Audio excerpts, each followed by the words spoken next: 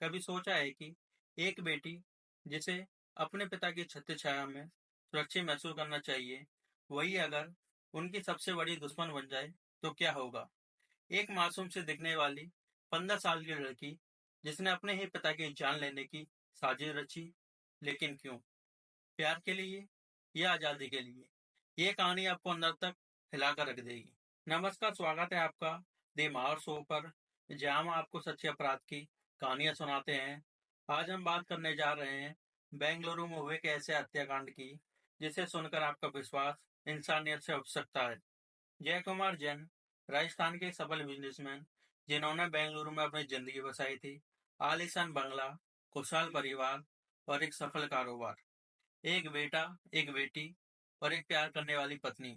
लेकिन किसे पता था कि इसी खुशहाल परिवार में छुपा था एक गहरा राज, जो एक दिन पूरे शहर को हिलाकर रख देगा। 19 अगस्त 2019 की रात जय कुमार की पत्नी और बेटा एक शादी में शामिल होने के लिए शहर से बाहर जा रहे थे, लेकिन बेटी ने जाने से मना कर दिया। कोई नहीं जानता था कि ये मना करना एक भयानक अपराध का पहला कदम था।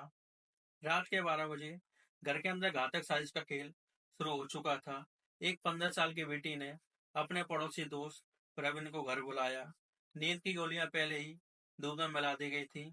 जय कुमार जैन को अंदाजा भी नहीं था कि उसकी बेटी प्यार में इतनी अंधी हो चुकी है कि अब उसकी जान लेने जा रही थी। बाप गहरी नींद में था और फिर दोनों दरिंदों ने चाकू उठाया और ताबड़तोड़ वार करने लगे। एक नहीं, दो नहीं, पूरे 20 से ज्यादा बार चाकू घोंप दिया। कत्ल हो चुका था, लेकिन अब सवाल था, लाश का क्या किया जाए?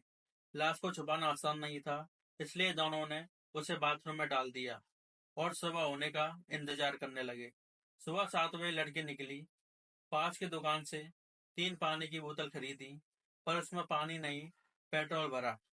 फिर लाश पर पेट्रोल डालकर आग लगा दी।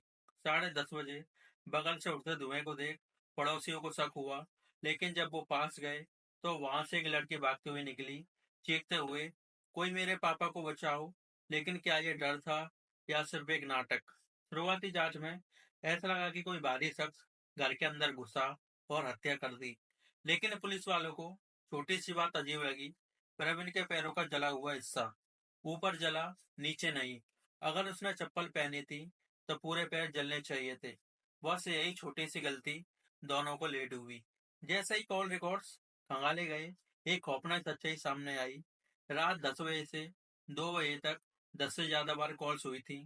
फिर शक गहराया और जब पुलिस ने दोनों को अलग अलग पूछताछ की तो कहानी में झोल नजर आने लगा। आखिरकार दोनों टूट गए और सच उगल दिया। इस 15 साल की लड़की ने कहा, मुझे आजादी चाहिए थी और मेरे पापा मेरी आजादी के खिलाफ थे।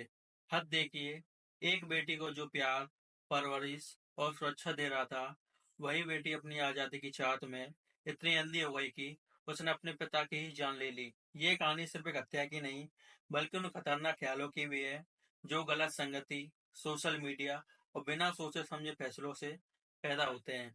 आज इस लड़की ने अपना सब कुछ खो दिया, अपने पिता, अपनी माँ का विश्वास और अपनी खुद की जिंदगी। कोर्ट ने इस मामले में फैसला सुनाया।